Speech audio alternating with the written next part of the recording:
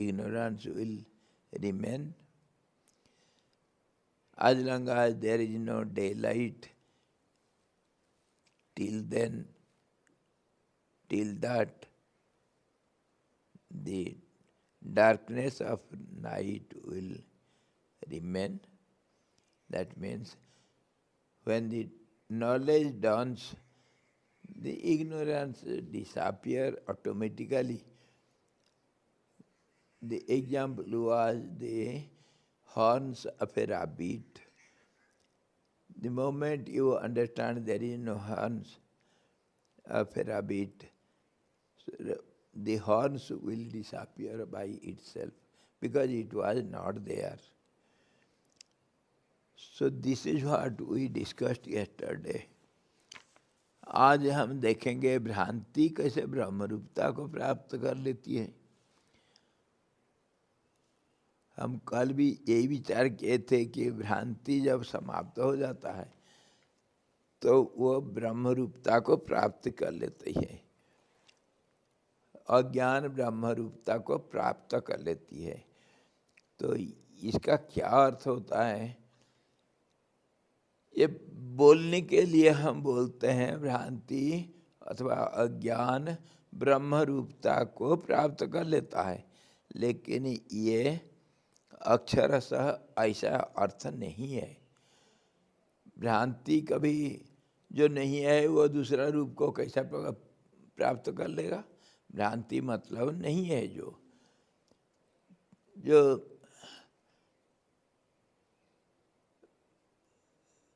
जैसे मान लो कि अंधकार क्या आलोक का रूप को धारण कर लेगा? ऐसा हो सकता है कहीं? यस यस टुडे, यस माता जी, यस। नहीं जानते बोल के कंप्लेंट कर रहे हैं। एक दूसरे को नहीं जानते हैं बोल के कंप्लेंट किए। Yes,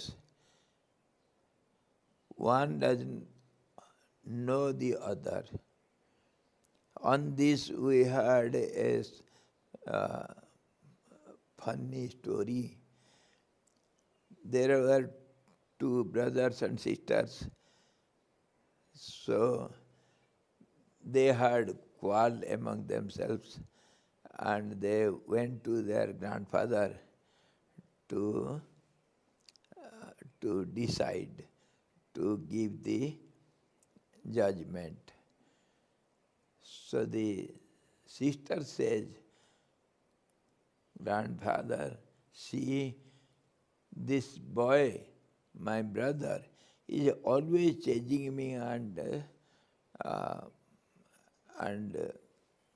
troubling me. So you must punish him. So the grandfather says, where is that brother, your brother, where is he? He is not here now. He always chases me and he doesn't come front to front. Okay, you bring him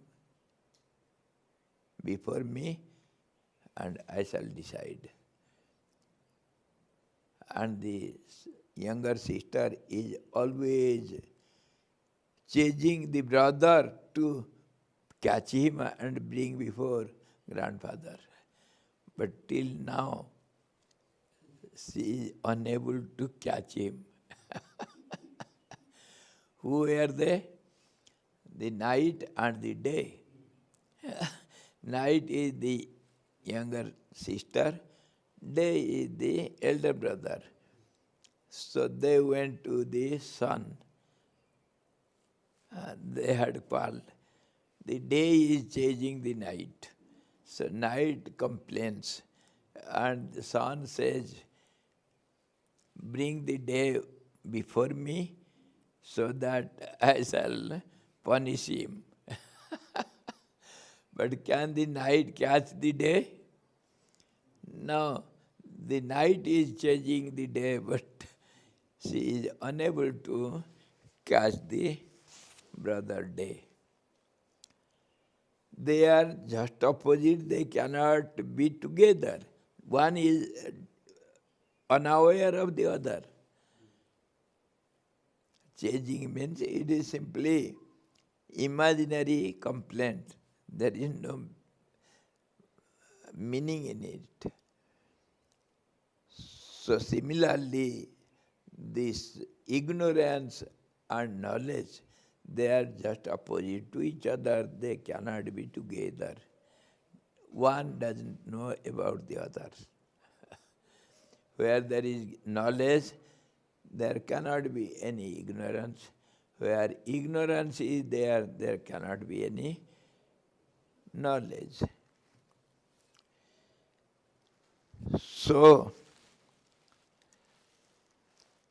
the question was, how long this ignorance will persist? So this, as long as the knowledge has not done, so long the ignorance will there. As long as there is no daylight, night, darkness will remain. So he says, when the answer was, the ignorance will dwindle into knowledge.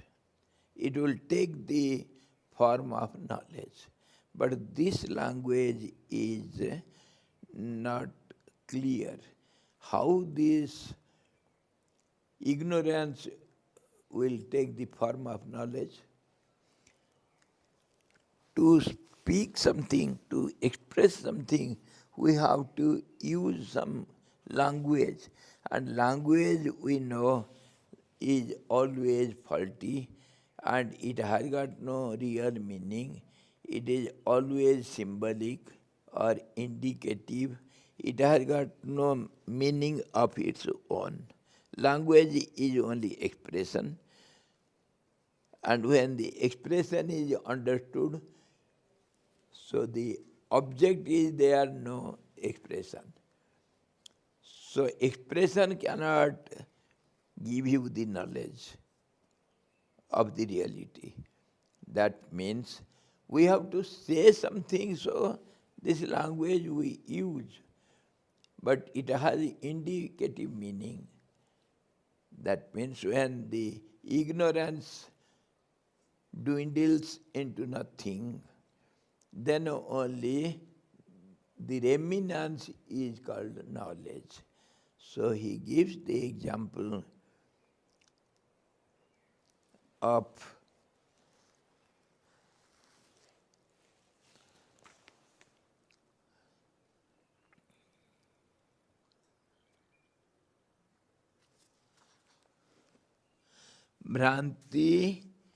भ्रांति तो असत्य और अवस्तु रूप ही है, अतः विचार करने पर भी ससश्रृंग की तरह वो प्राप्त नहीं की जा सकती है। ऐसी स्थिति में अति निर्मल ब्रह्म ही बच जाता है।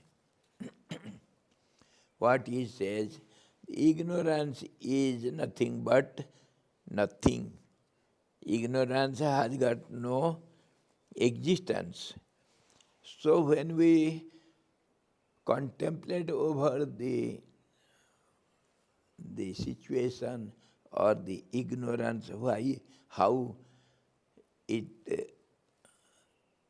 exists, what is called ignorance, when we contemplate over ignorance, it disappears. Just as when we try to investigate how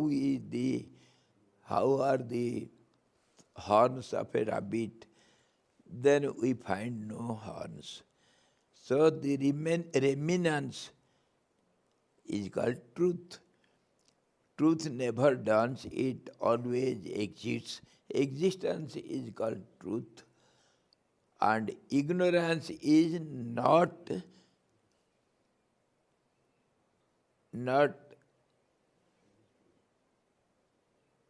visualizing or not understanding the truth due to some reason.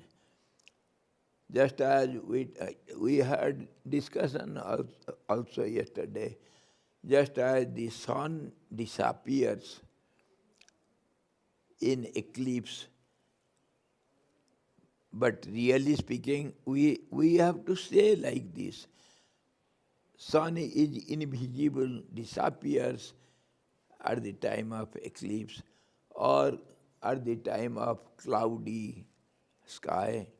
The sun is invisible. Sun is covered up by clouds. This is language what we use. But this language has a different meaning. It cannot, the cloud cannot hide the sun, but it hides the vision. When the vision is obstructed by the clouds, so the sun is invisible. Just opposite we say, the clouds have hidden the sun. This is what we use. So similarly, when the clouds, we have to understand, when the clouds disappear, sun is always there. The remnants is sun, the reality. Similarly, when the ignorance disappears, the reality reveals itself. The remnants is the reality, and it is ever existing. Existence cannot be denied by any means. So, disappearance of ignorance is called revelation of the truth. So how to, of course now the question will come, how to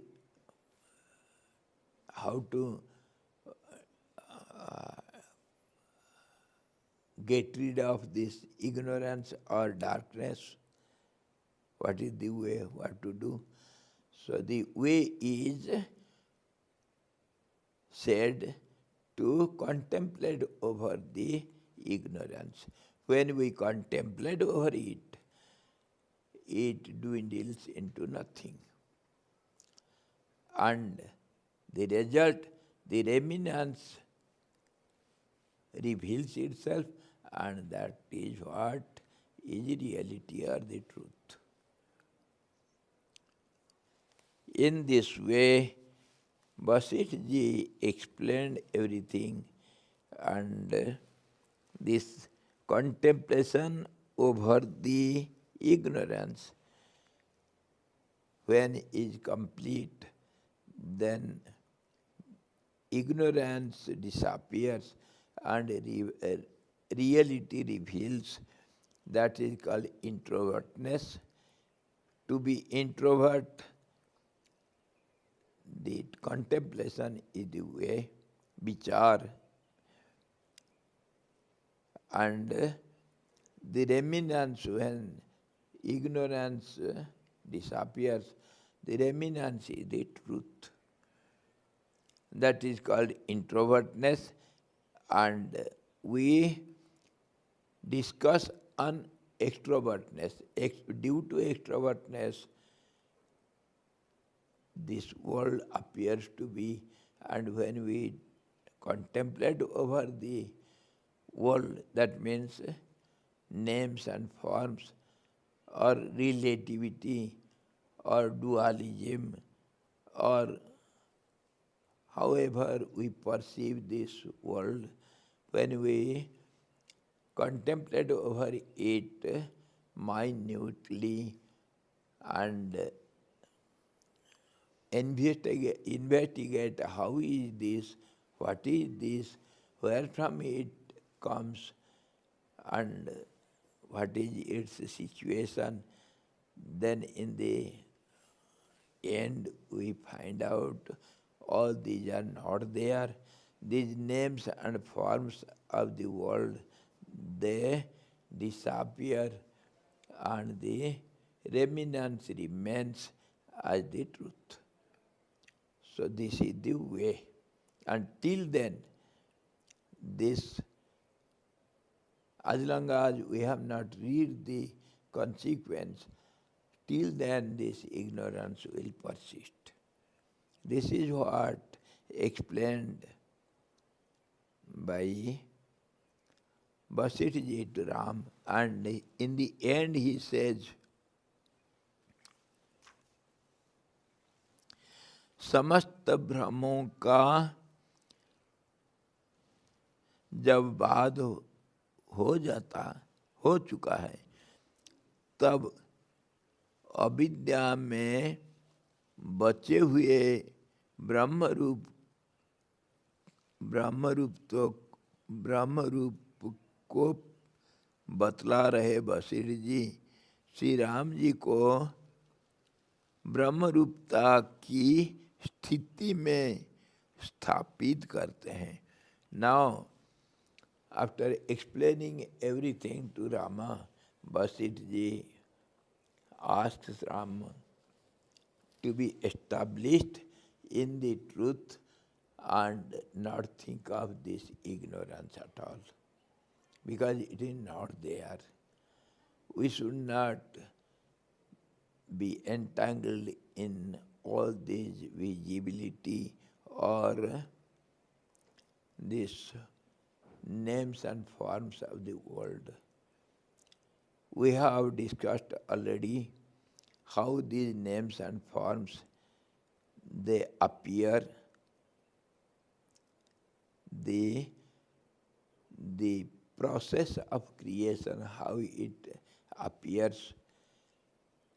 When there is a will to see itself, the truth sees itself, then it has to see itself in many forms, and these many forms are cause for our misunderstanding.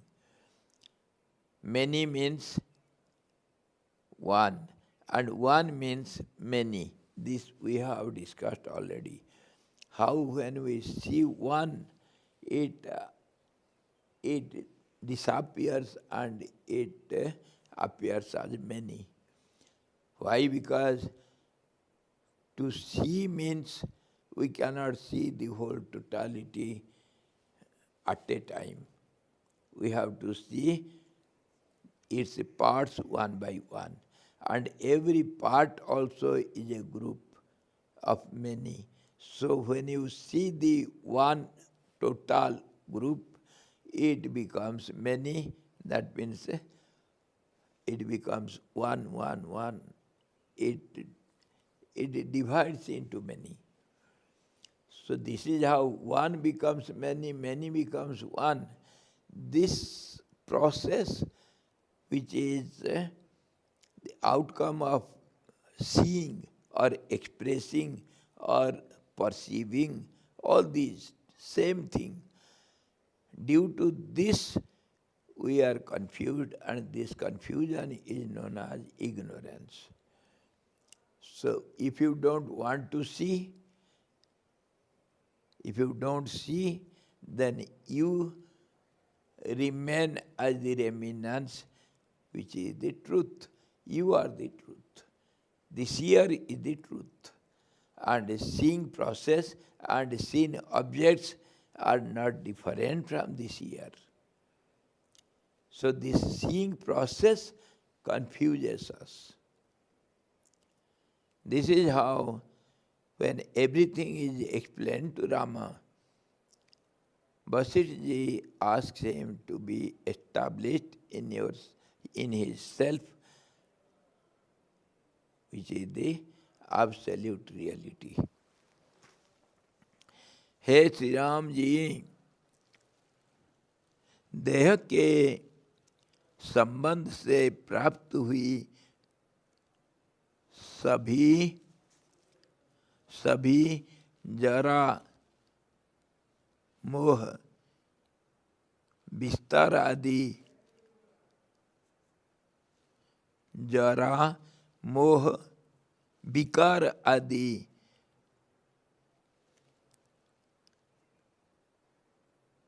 भास्वरूप भ्रांतियों को छोड़कर आप अब उस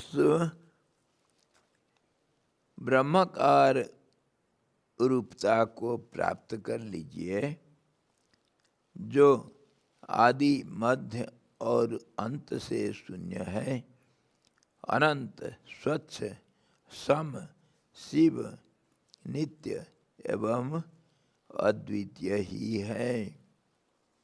So in the end, Vasistha ji advises Ramji to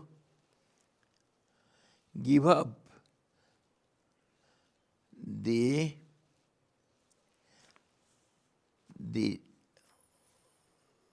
modifications or transformations or what we call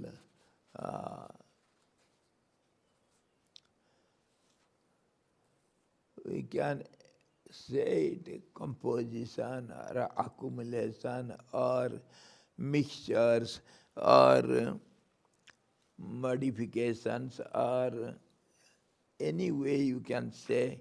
One appears to be many and many becomes one. This is called all विकार. means विकार को हम क्या कहेंगे इंग्लिश में? विकार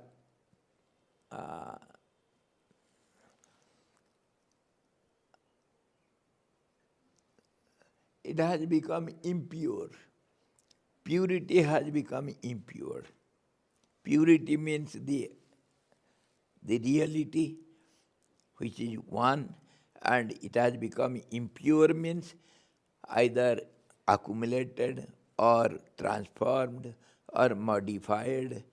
Somewhere or other the purity one has become many. That is called impurity. It has become impure. It is also mixture or composed, or it is modified or transformed.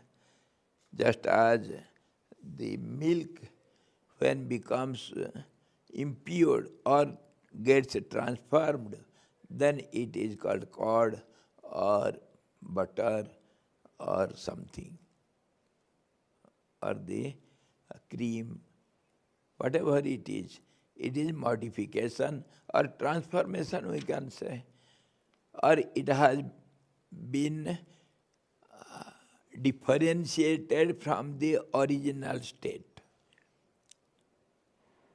So this is called impure, it has become impure, or it is modified or transformed, but the originality is never gone.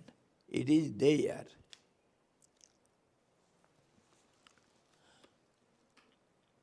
Just as we can say the water becomes waves or whirlpools or bubbles. The water is always water, but we see not the water but its modifications. This is called vikar, transformations. So he advises Ram, my dear, give up all these transformations.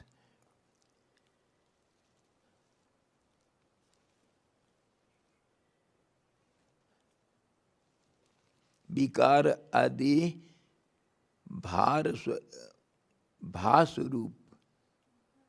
भास्वरूप भ्रांतियों को छोड़ दो. Give up this ignorance or misunderstanding of transformed names and forms, which is due to misunderstanding only attributes, we can say. Many other examples we have discussed, just as a boy, some actor plays some role of somebody. When he plays the role of some other person, then his own name, his personality is hidden by the other aspect. So we call it attributed. For example, some boy, say, the Pappu, plays the role of Rama in Ramayana drama. So Rama is attributed on Pappu the boy. When he plays the role of Rama, he is no more known as Pappu, his original name, but the Pappu is hidden by Rama. He has made up as Rama. So this is called attributed. Attributes, some other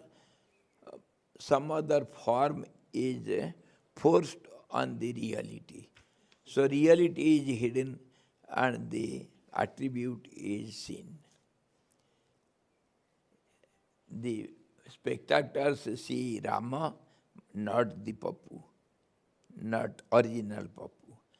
So this is how the whole world is attributes only. The truth is hidden under it.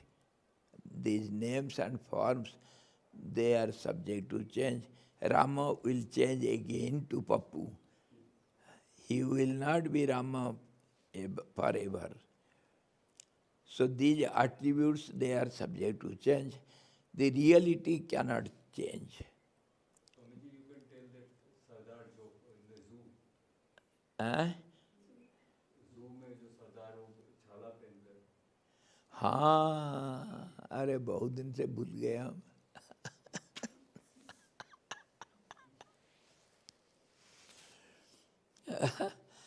There was some Sardar. He was very poor and he was searching for a job, and all of a sudden he found some newspaper where there was need of a क्या कहते हैं उसको विज्ञापन को advertisement that some job is there, some people are required. So the Sardar runs to the person who has advertised in the paper. He asks, is there any job for me? I am ready to do. So the person says, yes, I have job, can you do? So there was bargaining and the salary was fixed. And next day Sardar goes there. So the owner says what to do.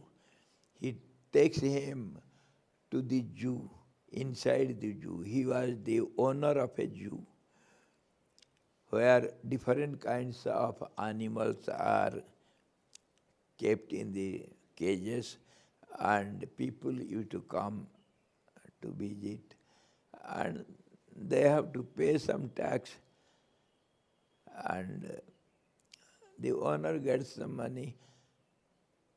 So the Sardar goes with the owner inside the zoo, and the owner shows some cage where there was a skin of a bear. Skin.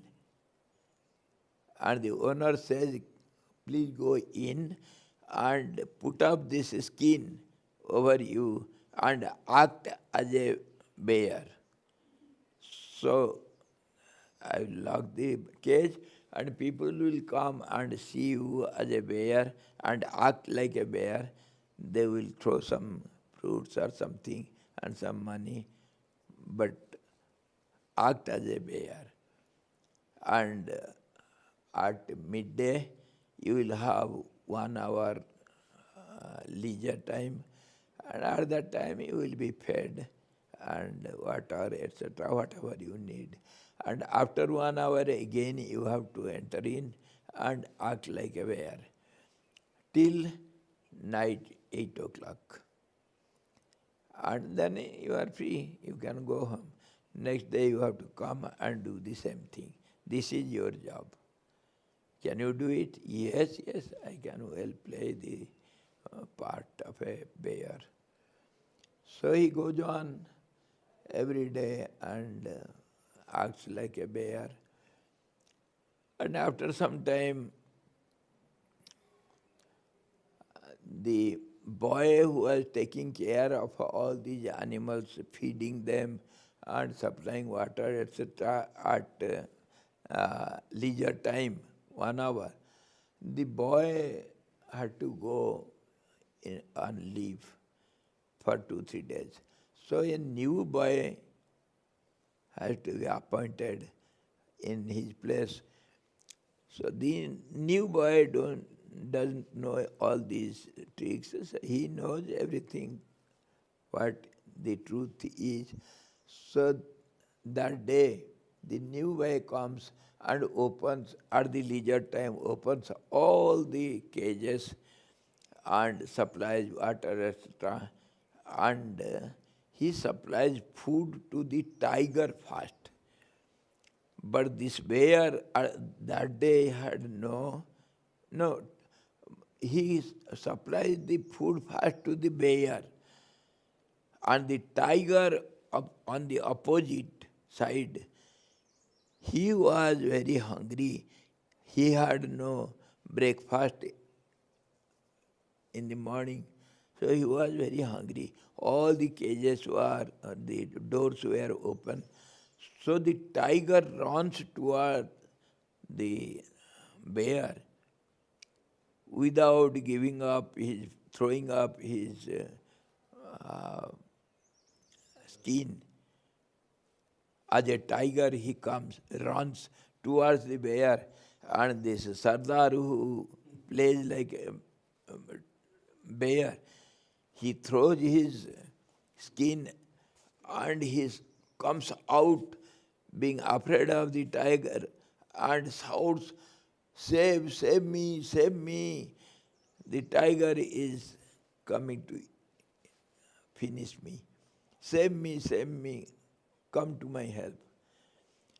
So when he shouts loudly, all the animals, they throw their skins, and from all the cages come out many sardars, and they shout, don't worry, don't be afraid, we are all same, we are only sardars, and we are playing the role of different animals, don't be afraid, we are one."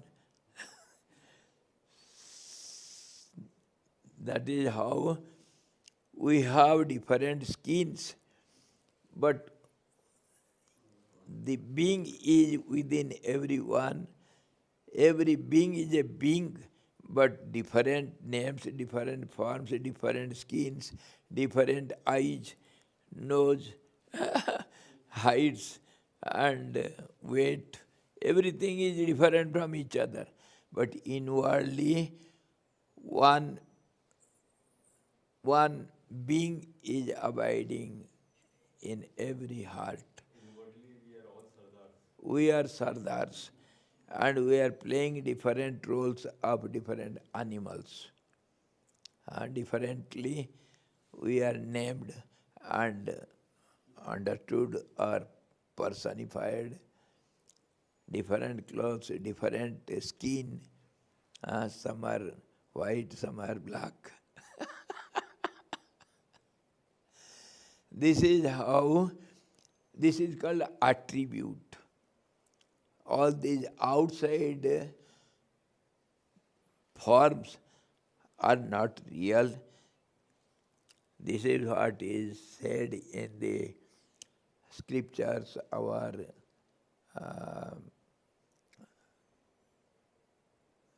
our Vedas and Upanishads, Eko Devo Sarva Bhuteshu Gudha. One God, one principle abides in every being. They are not different from each other inwardly, but outwardly the names and forms will be different from each other. So this is how we are bound to behave with all these differences, but reality is not different. It is one and the same in every conditions.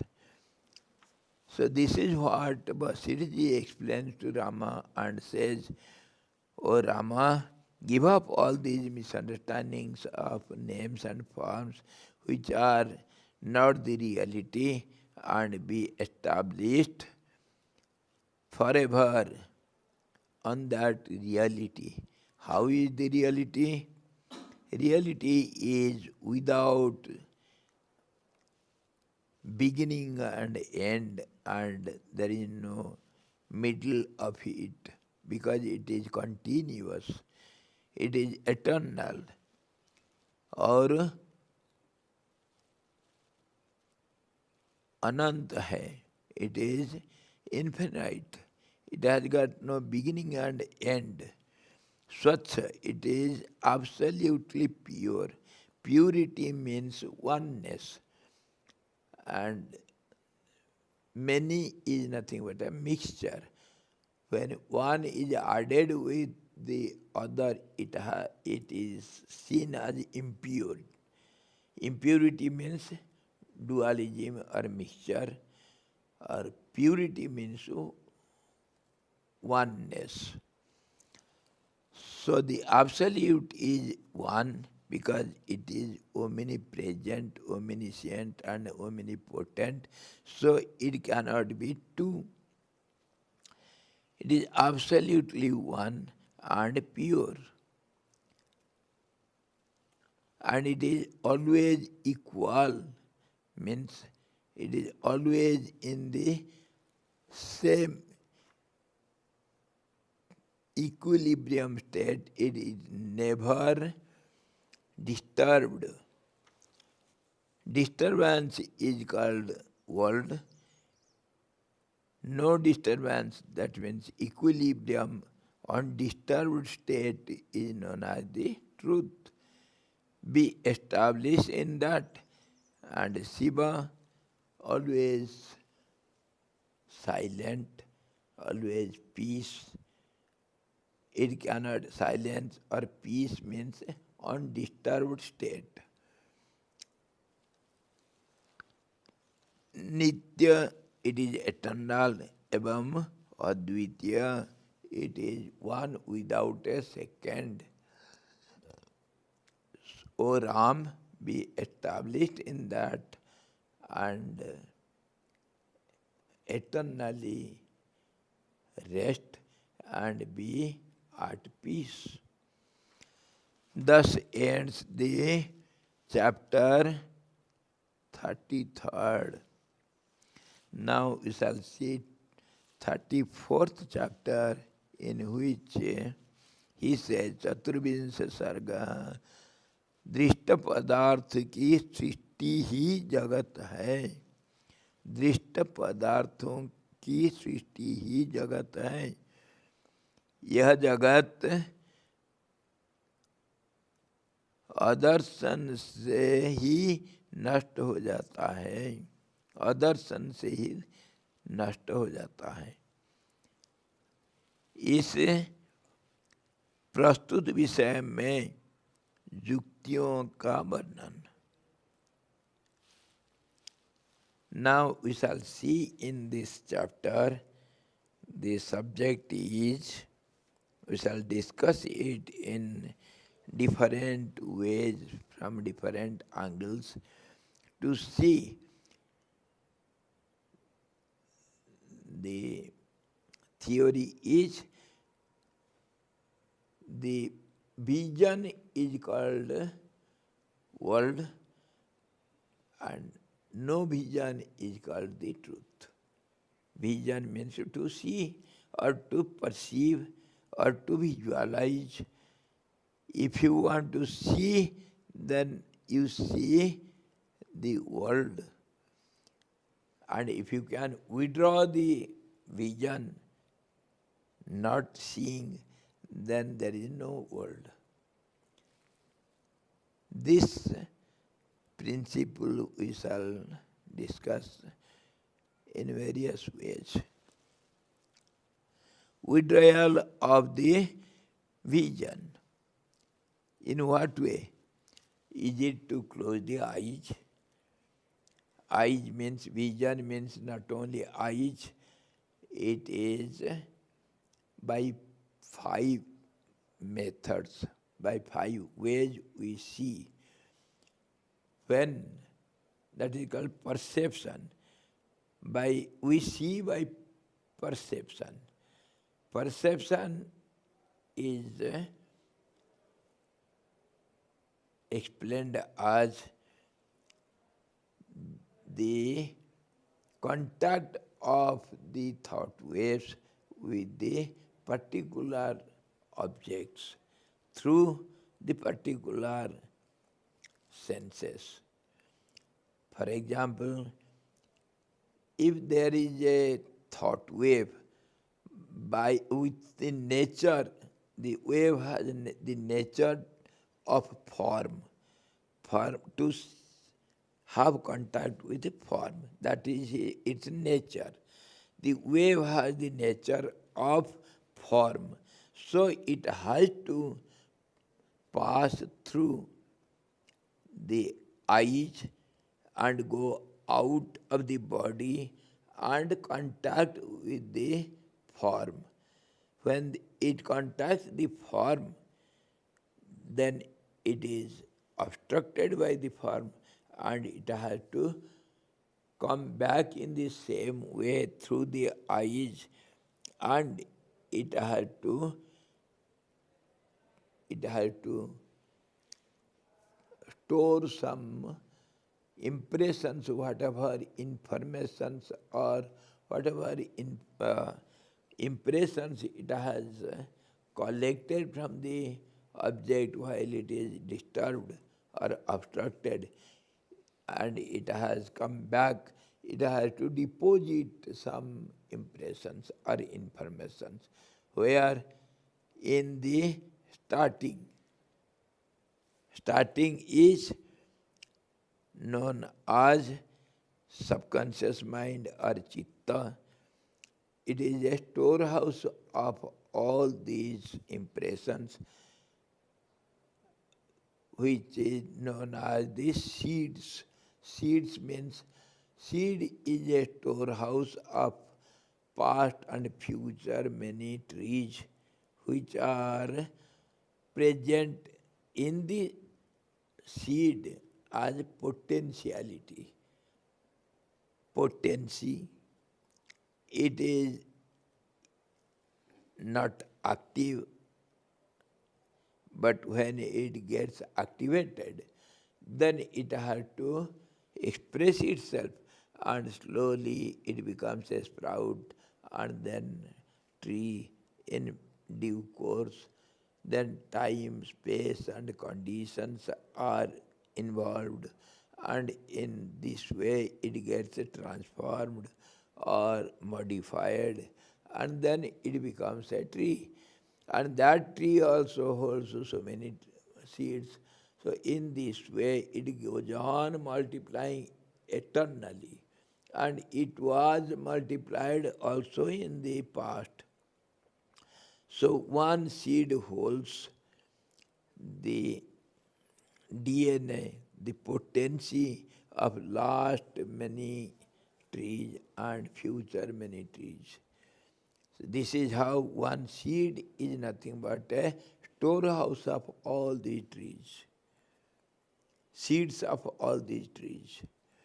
Similarly, the subtlemost part of the mind, which is known as chitta, we call it subconscious mind, it holds innumerable impressions of the mind, of the being, and it goes on multiplying it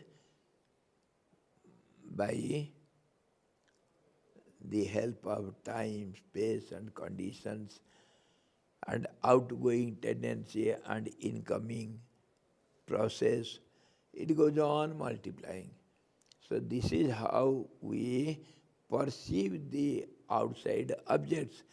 So by these eyes we see the forms, by ears we have contact with the sound, by nose smell, by skin the touch, and taste by the tongue. So in this way all these five senses when get activated, they are the windows or the passing gates for the particular nature thought waves to go out and come in. In this way, we see the outward world in five ways. And these are nothing but names and forms. When they strike against each other or they